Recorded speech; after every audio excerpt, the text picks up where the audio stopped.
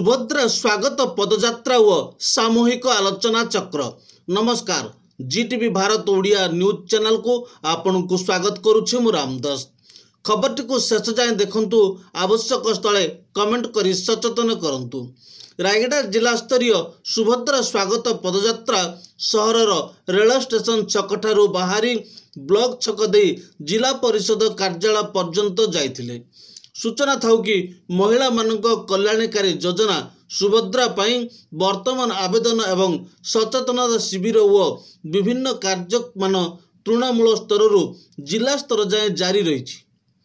एही परिप्रेक्षी अनुष्ठित होइथिबा पदयात्रा रे विभिन्न स्वयं सहायता गोष्ठीर सदस्य महिला सुभद्रा योजनार आवेदनकारी महिलांको समेत 300 रु ऊर्ध्व महिला एवं अन्यान्य अधिकारी मानक योगदान रे एही शोभायात्रा बाहरी थिला।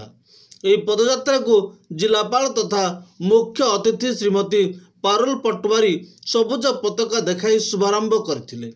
एही सूचना सचेतनता शोभायात्रा रे अतिरिक्त जिलापाल श्री भास्कर चंद्र रहित सीडीओ तथा ईओ जिला परिषद रायगढ़ श्री निहार रंजन कंवर, उपजिलापाल कल्याणी संघमित्रा देवी, जिला समाज कल्याण अधिकारी श्रीमती प्रतिमा प्रधान, जिला सूचना और लोकसंपर्क अधिकारी बसंत कुमार प्रधान, जिला क्रीड़ा अधिकारी शेख अलेनूर, डीसीपी ममता जितेंद्र कुमार महापात्र, जिला परामर्शदाता बाल्य विवाह निषेध कार्यक्रम रत्नेश्वर साहू, डीपीएम ओडिशा जीविका मिशन हेमंत बाग, डीपीएम मिशन शक्ति सारंगधर सबर, lead bank manager Devendra Kumar Bauri, उपखंड सामाजिक सुरक्षा अधिकारी श्रीकांत पाणिग्राही तथा अन्यान्य अधिकारी जोग देइथिले। एही पदयात्रा समापन परे स्थानीय जिला परिषद सम्मेलन कक्ष रे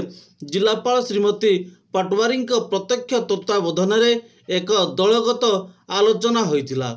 अतिरिक्त जिलापाल श्री रहित, सीडीओ श्री कंवर, उपजिलापाल श्रीमती कल्याणी संघमित्रा देवी, लीड बैंक अधिकारी आदि सुभद्रा संपर्क रे समस्त को सचेतनता करने सहित सुभद्रा योजना को नहीं उपजिथिबा समस्त संदेह एही आलोचना माध्यम रे दूर करने को चेष्टा करथिले।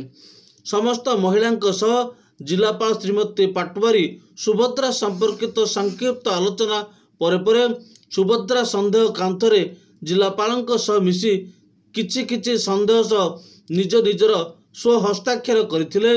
खबरटी को शेष जाए देखिथिबारु आपनकु धन्यवाद। पुणी देखा हबो अन्य एक खबर रे, सही समय पर्यंत विदाय नौछि। नमस्कार।